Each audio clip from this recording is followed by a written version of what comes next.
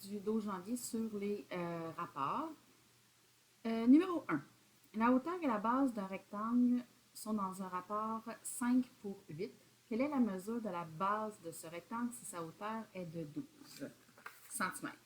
Alors, travail du 12 janvier, numéro 1.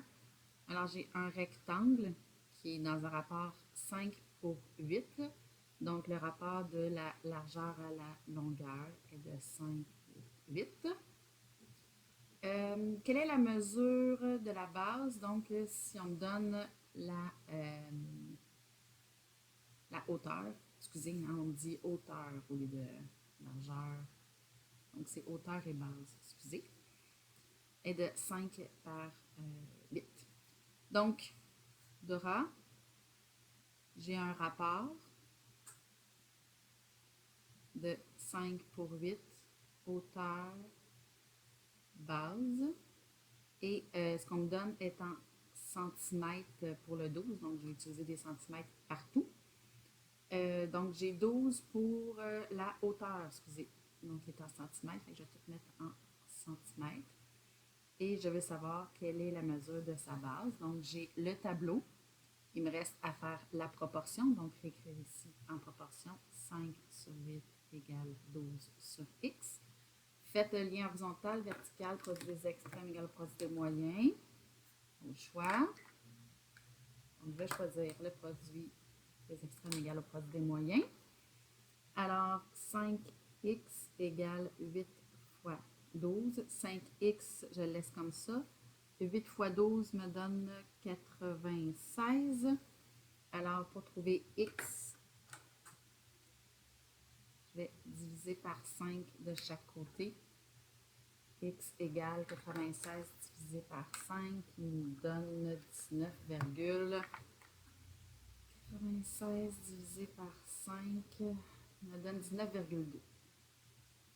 Donc, X, bon, j'aurais pu mettre B pour base parce que c'est justement la base que je cherche. Là. Donc, la base est égale à 19,2 cm puisque mon 12 au départ était en centimètres. Numéro 2.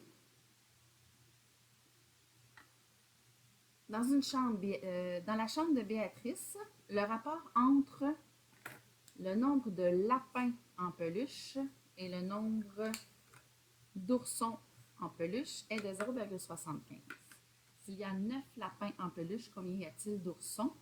Donc, ici, j'ai un rapport qui est de 0,75 pour 1. Et le premier en premier, donc c'est le nombre de lapins sur le nombre d'oursons. S'il y a 9 lapins, combien y a-t-il d'oursons? Alors, j'ai ma proportion. Excusez. Oh non. Excusez, je vais réexpliquer ce que j'ai dit. Donc, ici, j'ai rapport. Donc, j'ai 0,75 comme rapport. Donc, c'est sur 1. Quand je n'ai pas de dénominateur, c'est sur 1. Donc, j'ai le nombre de lapins et le nombre d'oursons. Et on me disait 9 lapins. Combien d'oursons? Donc, je fais 9 vis-à-vis lapins.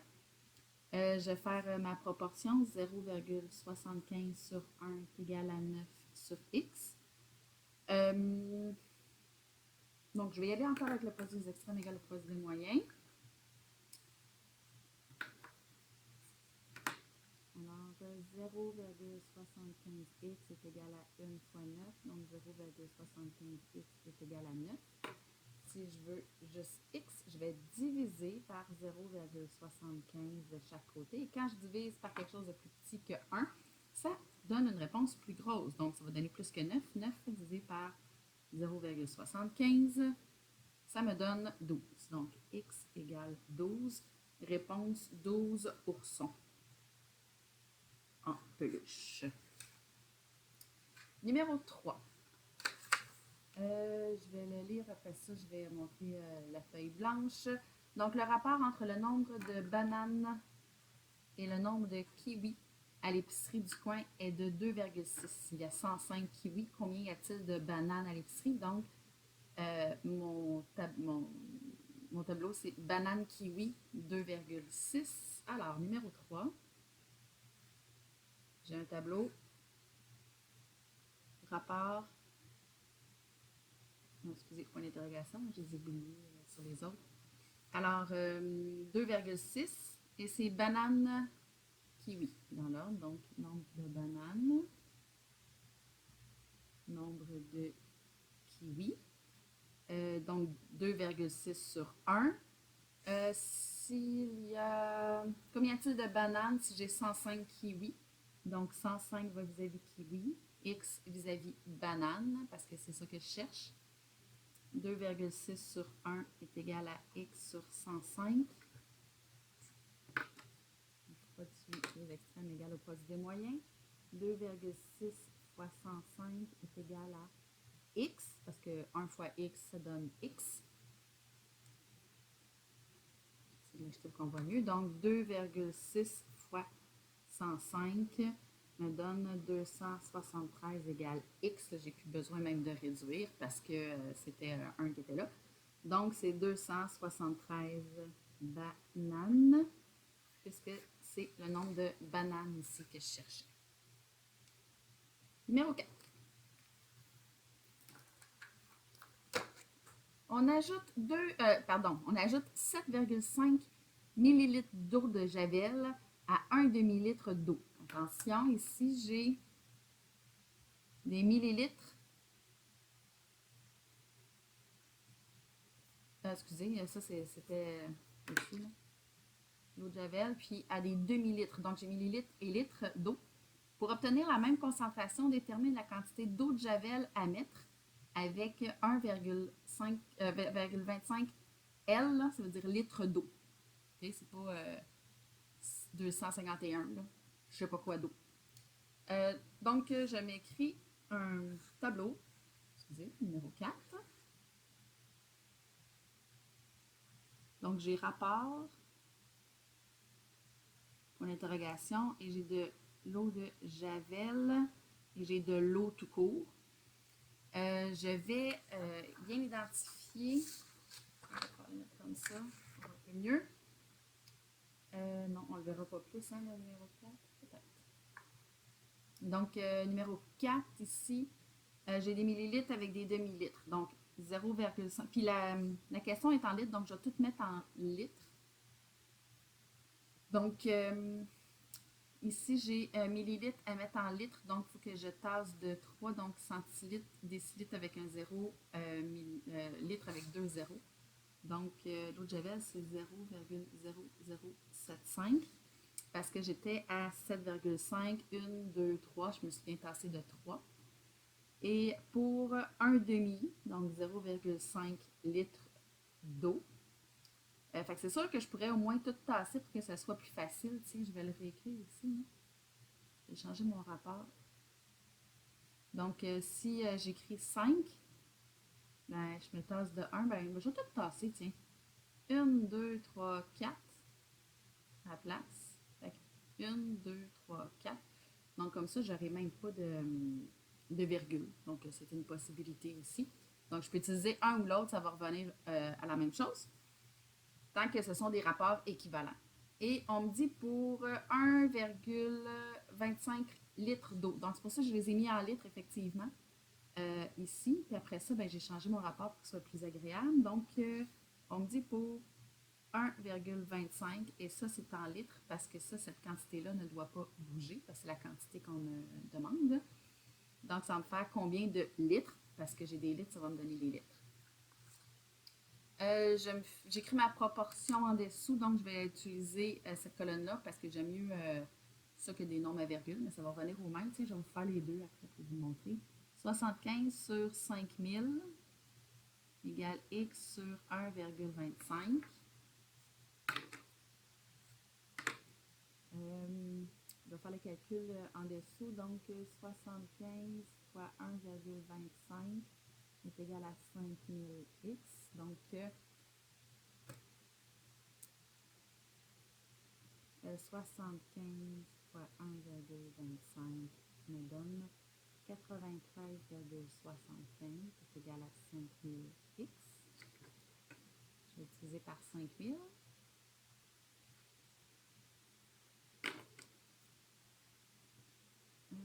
Donc, divisé par 5000 Donc, ça me donne 0,01875 litres. Hein? Donc, 0,01875 litres est égal à, je me tasse décilitres, centilitres, millilitres, 18,75 millilitres. Ou, je peux prendre 0,0075 sur 0,5 est égal à x sur 1,25. Donc, j'ai pris ces deux colonnes-là pour faire ma proportion. Donc, on a la même chose, mais ici, c'est des nombres décimaux plus petits. 0,0075 fois 1,25 est égal à 0,5x. Oups, oui, mon 0,5. 0,5x. Ouais, 0,075 fois 1,25. 0,00975. Alors, je divise par 0,5. Je divise par X, ça donne la même affaire aussi. Donc, et je veux, donc, même chose à transformation, ben c'est exactement la même chose qui est là. OK? Numéro 5. Oups, j'ai oublié d'écrire ma réponse.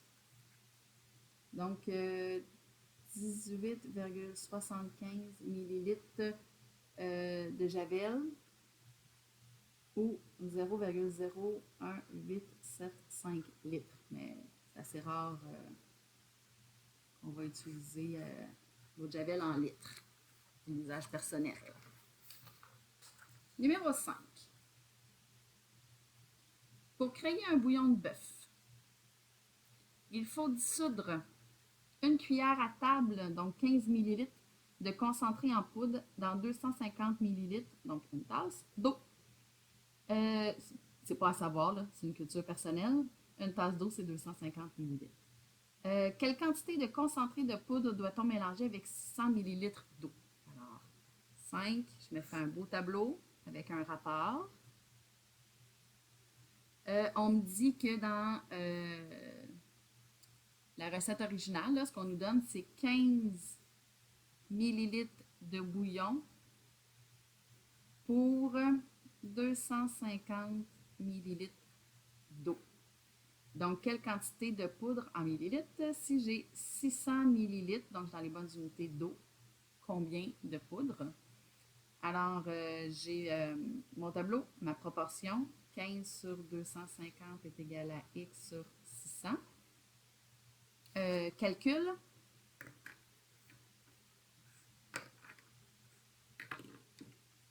Les extrêmes égal au produit des moyens. Donc, 15 fois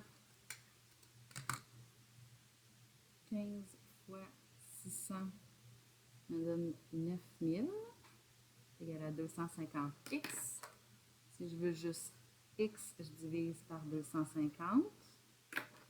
Donc, divisé par 250 me donne 36.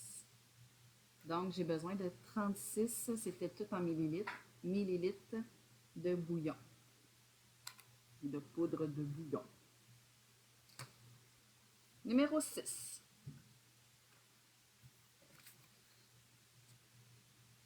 Oups, vous ne voyez pas ici, excusez. Numéro 6. Détermine le temps consacré en heures aux études et aux travaux dans ton cours de mathématiques durant une année scolaire de 180 jours, si au cours d'une semaine de 5 jours, un élève consacre en moyenne 1h55 à faire ses devoirs et que c'est proportionnel tout au long de l'année, évidemment.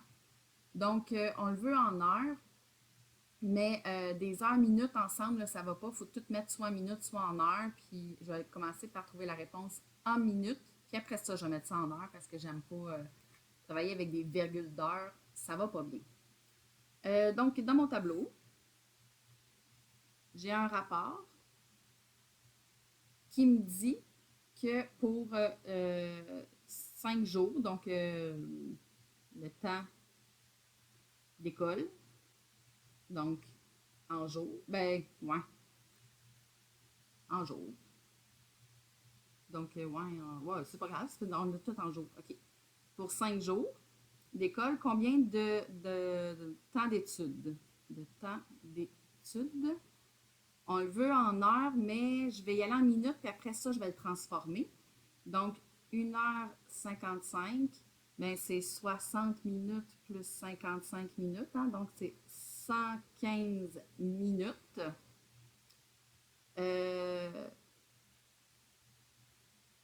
Oui, c'est ça, 115 minutes. Puis, je veux savoir pour 180 jours, combien de minutes en premier. OK? Donc, j'ai ma proportion 5 jours, 115 minutes d'études, 180 jours d'école, combien de minutes d'études? Donc, voici des moyens, voici des extrêmes. Donc, 5x égale à 115 fois 180. Oups! Excusez, on a manqué. Donc, j'ai réécrit ici ma proportion. 5x fois 115 est égal à 115 fois 180. Donc, 115 fois 180 me donne, je passe un peu, donc 20 700. Je veux juste pour x, donc je divise par 5 de chaque côté, donc divisé par 5. X me fait 4140. Donc, 4140 minutes me donne combien d'heures? Ben, je divise par 60. Ça arrive exactement à 69 heures. Donc, 69 heures d'études et de travail. Numéro 7. La tasse de café à Michel contient 150 ml de café. Combien de millilitres de lait doit-il ajouter à son café s'il désire un rapport lait-café de 2%? Donc, j'ai le rapport qui est 2%, alors j'allais me l'écrire dans un tableau. Rapport 2 pour 5. Et qu'est-ce qui est quoi? Bien, le premier, c'est lait, le deuxième, c'est café. Donc, lait, café. Puis, ce qu'on a, nous, comme information, c'est pour un café de 150 millilitres. Donc, mon café est en millilitres. Ça va me donner aussi, donc, en millilitres pour le lait, 150. Combien ici? Donc, 2 sur 5 égale à x sur 150. Cette fois-ci, on va peut-être y aller avec le lien horizontal. Donc, c'est fois 30, hein, parce que ça fait 5 fois 3, 15. Puis, je rajoute mon 0. Donc, fois 30. X est égal à 2 fois 30, égal à 60.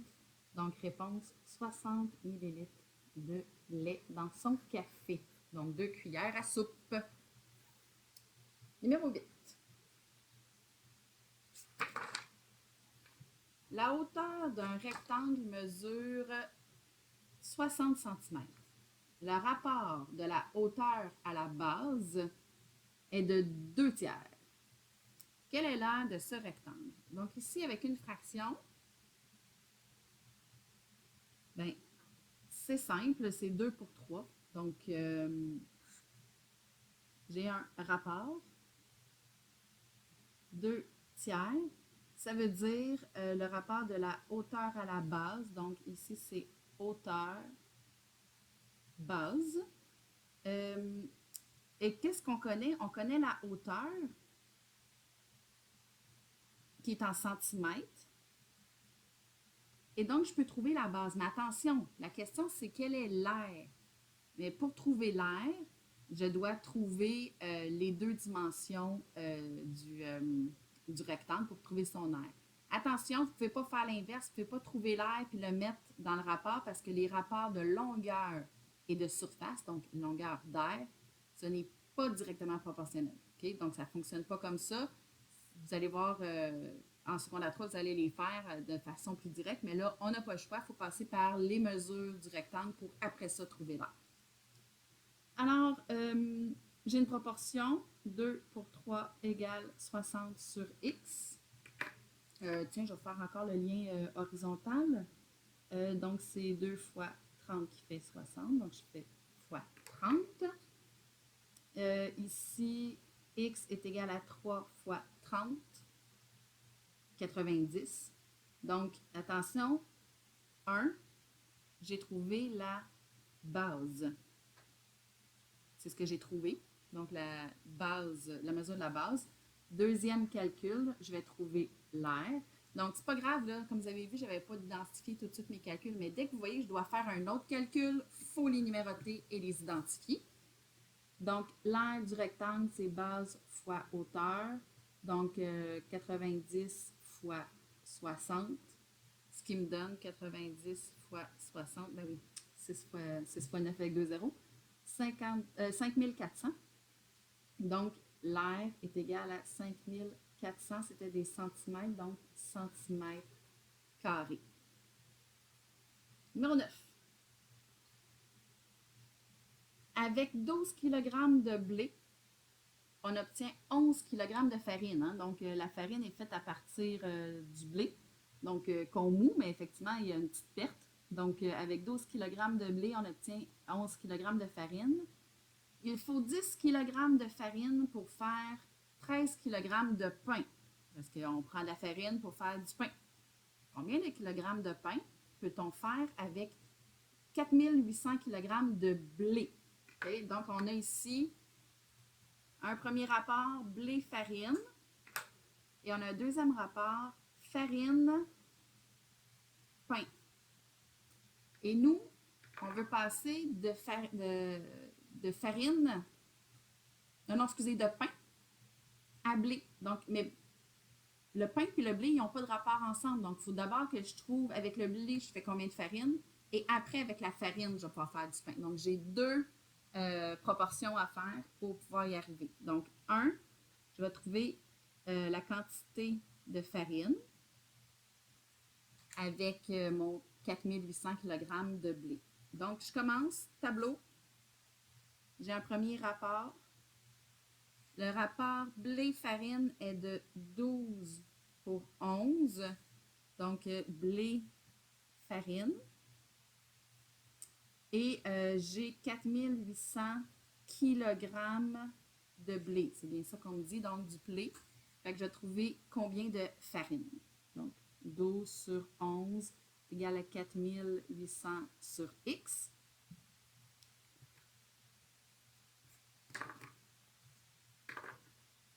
« 12x est égal à 11 fois 4800. 12x est égal à 11 fois 4800. 52 800. Je divise par 12. X égale, divisé par 12, 4400. Donc, j'ai 4400 kg de farine. Alors, deuxième calcul pour trouver la quantité de pain que je peux faire avec cette farine-là. Donc, rapport. C'est quoi le rapport ici? Donc, farine-pain, c'est 10 kg de farine pour 13 kg de pain. Donc, oui, je veux savoir combien de pain si j'ai 4400 kg de farine.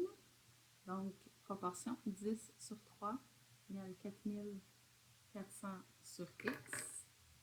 Oups. 10x est égal à 13 fois 4400. 10x est égal à, je l'ai ici, là, donc 4400 fois 13, donc 57 200. Je divise par 10. X égale, donc je divise par 10, j'enlève un 0. 5720. Donc, je peux faire 5720 kg de pain. La réponse finale, c'est ma réponse intermédiaire. Je ne sais pas s'il y en a qui l'ont fait en un seul rapport en trouvant un nouveau rapport, mais il fallait le faire un calcul, là, donc pour changer notre 11 en 10. pour voir comment ça faisait 13. C'est une autre façon aussi de le faire, mais ça nous revient à la même quantité de calcul. Donc, 2 étapes, trouver la farine pour ensuite trouver le pain. Alors, si votre devoir terminé au numéro 9, c'est terminé. Si on continue, numéro 10, le rapport AB est de 1 pour 3, alors que le rapport BC est de 1 pour 2. Calcule le rapport AC. Mais il faut que je trouve un moment où ce qu'ils ont en commun, qui est B, soit équivalent. Donc, AB est égal à 1 pour 3 et BC est égal à 1 pour 2. Donc, quand B vaut 3, A vaut 1, puis quand B vaut 1, C vaut 2. Donc, il faudrait que mon B, qui est la même variable, la même chose, hein, on ne sait pas c'est quoi, comme tantôt c'est de la farine, du blé, etc., il faut qu'il soit équivalent. Donc, je vais peut-être trouver quand le B ici vaut 3, donc fraction équivalente, quand B vaut 3, mais qu'est-ce que j'ai fait? J'ai fait fois 3. Combien vaut le C? Ben, il vaut 6. Donc, quand le B vaut 1, le A vaut 3. Quand le B, excusez, je recommence. Quand le B vaut 3, le A vaut 1. Quand le B vaut 3, donc, qui a la même valeur, le C vaut 6 à ce moment-là. Donc, quand les B sont équivalents, le rapport A sur C, lui, vaut 1 pour le A et C, 6. Donc, le rapport ici va être de 1 pour 6. Donc, j'ai dû trouver un moment où la variable qu'ils avaient en commun était pareille avec des fractions équivalentes. Et j'ai pris la valeur de ceux ici qui m'intéressaient au même moment. Numéro 11. Ici, j'ai un 3/4 de disque. Trouve l'aire approximative de ce 3/4 de disque, sachant que le périmètre approximatif avec pi environ 3 est de 39. Donc, on me donne le périmètre et je dois trouver l'aire. Bien, pour trouver l'aire, j'ai besoin du rayon. Donc, avec le périmètre, je vais tout d'abord trouver le rayon, mais pour ça, je vais plutôt trouver le diamètre. Donc, le diamètre. Quelle est la formule du périmètre d'un 3/4 de cercle? Excusez, oui, le périmètre. Donc, c'est 3/4 de cercle plus rayon plus rayon. OK? Donc, ou si vous préférez, c'est un diamètre. Hein? 2 rayons, c'est un diamètre. Donc, c'est pi d serait un cercle au complet. Moi, je veux 3/4 pi d plus le diamètre parce que j'ai 2 rayons. Donc, ici, il faut que je trouve la valeur du diamètre. Je peux remplacer le P par le périmètre qui est de 39. Le 3, c'est 3. Le pi, c'est 3 aussi parce que c'est pi environ 3 fois le diamètre divisé par 4 plus d. Je réduis. Donc, oui, je peux réduire. 3 fois 3, ça fait 9. Donc, 9d sur 4 plus d. Soit que vous le faites en nombre à virgule ou en fraction. Je sais que vous allez préférer le nombre à virgule, mais je ne sais pas si vous allez y avoir pensé. Je ne sais pas si vous préférez fraction. Je vais le faire en fraction. D, c'est 4 quarts. J'ai mis en fraction équivalente. Donc, 39 est égal à 13d sur 4. Tiens, ici, je vais le faire. 39 est égal à 9 quarts, ça veut dire 2,25. 2,25d plus d, là, je le ferai après. Okay. Donc ici, si je veux avoir juste d, ben, je vais multiplier par... Parce qu'il faudrait que je divise par 13 quarts, pardon. Donc, je vais multiplier par 4 tiers de chaque côté, fois 4 tiers. Ici, les 4 s'annulent, les 13 s'annulent, il reste d. Donc, 39 fois 4 divisé par 13, ça va me donner un bel entier. On dirait que c'est arrangé. Donc, le diamètre est égal à 12 et c'était des mètres pour le périmètre, donc mètres.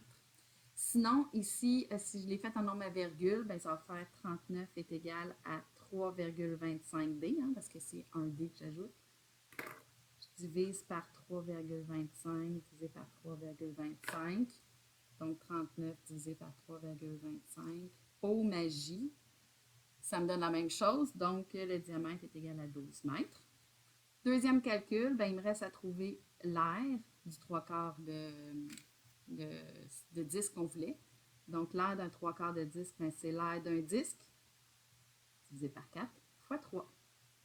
Donc, 3 fois pi fois 12 divisé par 2 au carré, divisé par 4. 3 pi fois 6 au carré, je fais ma division. Donc, je fais mon exposant, 3 pi fois 36 divisé par 4.